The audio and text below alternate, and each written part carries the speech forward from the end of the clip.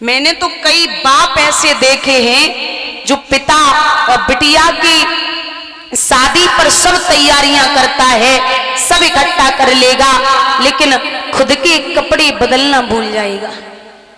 और जब बिटिया पैदा होती है ना, तो भाग्य, लक्ष्मी और संस्कृति लेके आती है।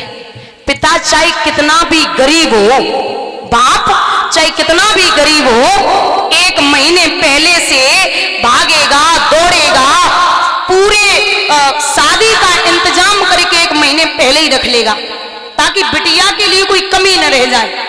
और जैसे ही बिटिया को विदा किया तो सबसे पहले बाप कोने में गिर पड़ता है।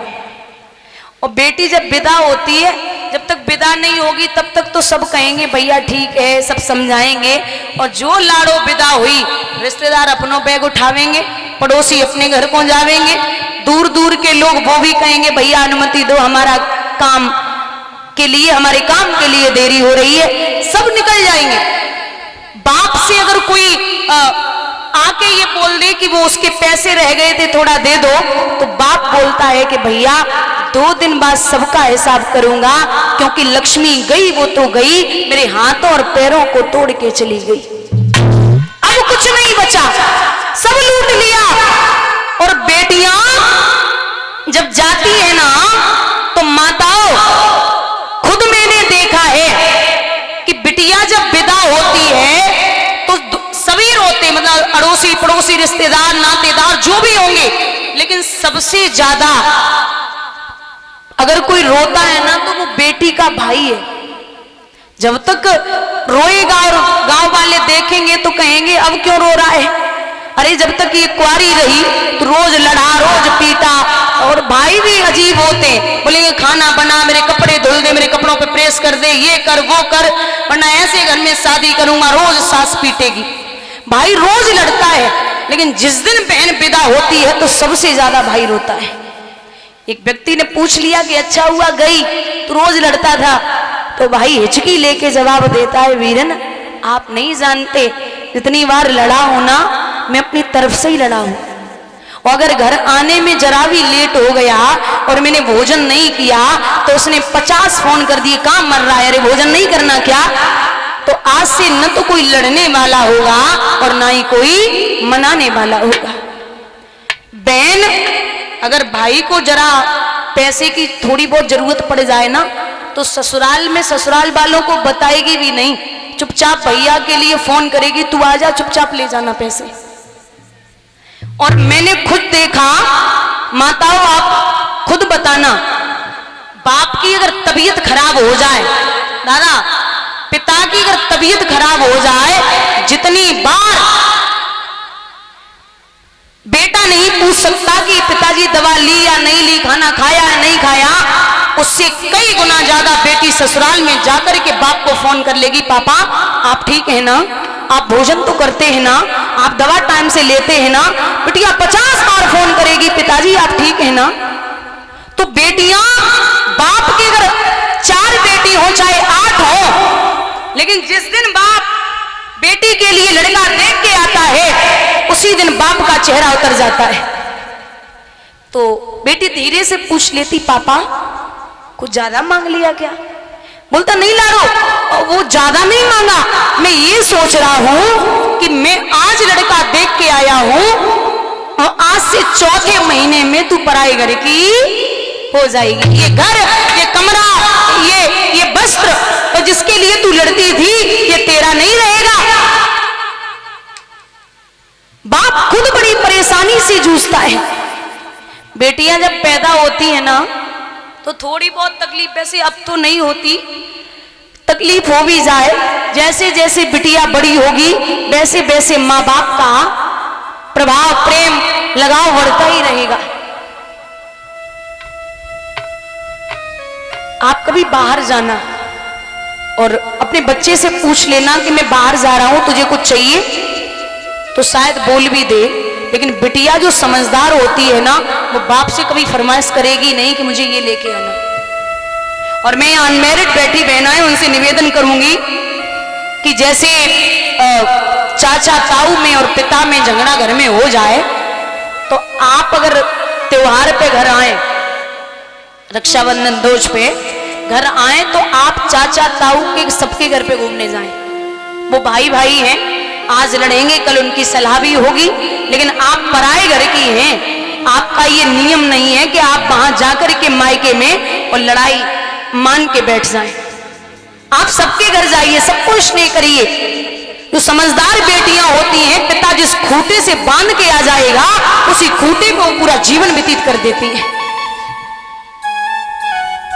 एक गरीब की बेटी जब विदा होती है तो कई वर्ष हो जाते जब बाप लेने नहीं जाता, तो आज अकेले में बैठ के वो गरीब की बेटी अपने पापा को एक चिट्ठी लिखती है और कहती है, हे पापा, आप नहीं जानते,